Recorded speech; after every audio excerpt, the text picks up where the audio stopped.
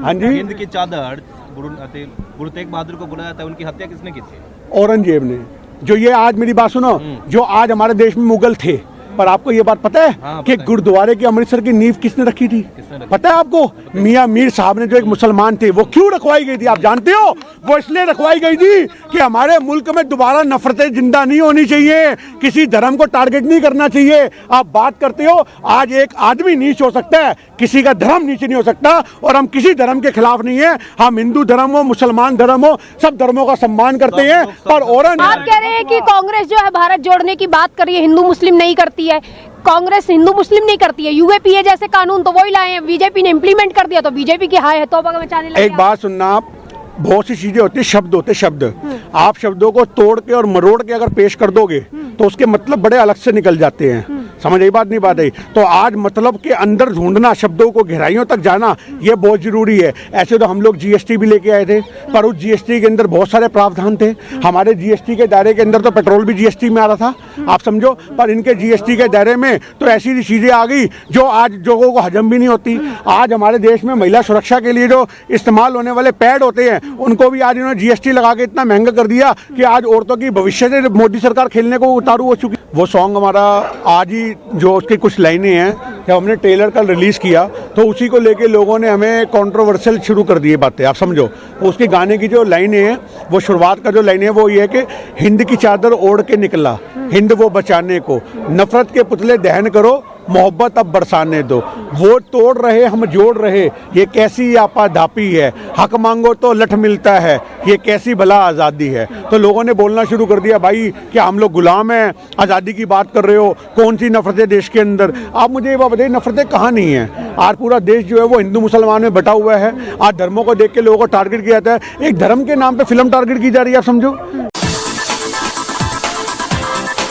मेरी बात सुनो, मोदी जी ने क्या बोला? देश की आबादी की थी 600 करोड़ मतदाताओं, आज तक करेक्शन नहीं हुई।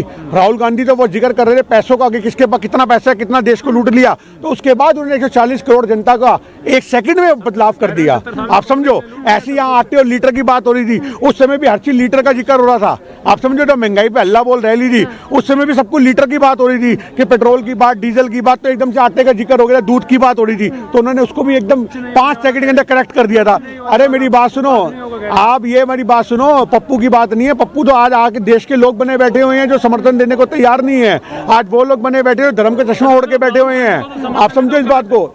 मैंने आपको क्या बोला? धर्म का चश्मा ओढ़ के बैठे हैं। एक्चुअल में वो अंधभक्त जो लोग हैं वही पप्पू हैं, उनको यही नहीं पता। राहुल गांधी से तपस्वी तक, ये टाइटल होगा किताब का कि राहुल गांधी तपस्वी क्यों लगाना पड़ा कि हिंदू राष्ट्रीय बन रहा है इसलिए तपस्वी लगाना पड़ा? तपस्वी इसलिए हुआ कि जो सभी लोगों को, सभी धर्मों को इंसानियत की बात करने वाले इंसान हैं, वो तपस्वी होते हैं। जो आज हमारे देश के अंदर, मोदी जी को भी कहा जा रहा है तपस्वी, तो वो भी है। क्या कहे कि तपस्वी? घर छोड़ दिया, घर बार छोड़ दिया, समाज सेवा के लिए निकल पड़े। जो आदमी अपने परिवार को छोड़ दे वो तपस्वी नहीं होता। तपस्वी भी होता है तो सबको साथ लेके चलता है। पर आज सबसे बड़ी तपस्या इंसान की घर से शुरू होती है। चलने के लिए अपने घर का त्याग कर दिया मोदी जी। ये आपको लगता है त्याग कर दिया? सातों के सातों भाई जो है 5 स्टार होटलों में रोटियां खाते हैं, समझो। मोदी के प्रधानमंत्री बनने के बाद जैसे जैसे लोग जैसे लोग कहां से कहां पहुंच गए, तो ये सोचने की बात है। ये लोग किसी भी तरीके से आपको लगता हो कि देश को जोड़ने वाले हैं, नहीं है, ये देश को तोड़ने वाले लोग हैं। आज अगर देश सिर्फ एक धर्म का हो तो ये पुजारियों का होगा।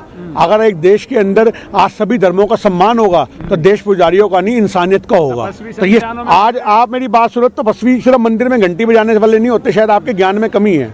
तपस्वी वो होते हैं जो देश में प्यार बांटते हैं, आप समझो इस बात को, देश में नफरत बांटते हैं। ये आपको लगता है कि मंदिर में घंटियां बांधने से आपको लगता है कि, मेरी बात सुनो, आज जिन्होंने मूर्ति पूजाओं का विरोध किया वो तपस्वी नहीं थे क्या? आप समझो, आज हमारे गुरु नानक देव जी तपस्वी नहीं थे क्या? उन्होंने तो मूर्ति पूजा का भी विरोध किया। वो राहुल गांधी है, वो प्रियंका गांधी है, जिसके बाप के शिशड़े उड़ा दिए गए, पर उसके बाद भी उसने बोला इनको माफ कर दो। उसका रोज मजाक उड़ता है, वो मुस्कुरा के जवाब देता है, बोलता है इनका कर्म है। आज राहुल गांधी के लिए आज भाजपा के लोगों को रोटी चलती है, आप समझो, अंधभक्तों का खाना चलता है। आज इन लोगों को 500 रुपए मिलते हैं, 500 रुपए इनको मिल करके पैसा दिया जाता है कि जाओ। आज देश में जो बेरोजगार लोग हैं ना, आज उनको भाजपा वाले हायर करते हैं। ऐसे बेरोजगार लोगों को रोज का धंधा मिला हुआ है कि राहुल गांधी के खिलाफ ट्वीट रीट्वीट करो, 2 रुपए मिलेंगे। ऐसे लोग होते हैं जो कमाइयां करते 2-2 रुपए के अंदर देश को बेचते हैं। पर आज हमारे देश के अंदर नफरत बांटने वाले लोग उनका खात्मा करना बहुत जरूरी है, वरना ये नफरत एक दिन आपको इस कगार पे खड़ा कर देगी कि आप अपने देश के अंदर खुद दीवारों पे सर मारोगे, आपको सुनने वाला कोई नहीं होगा। आप समझो, मेरी बात सुनो, आपने गाने का जिक्र किया था ना, उसी के अंदर मैं 2 लाइनें बताता हूँ।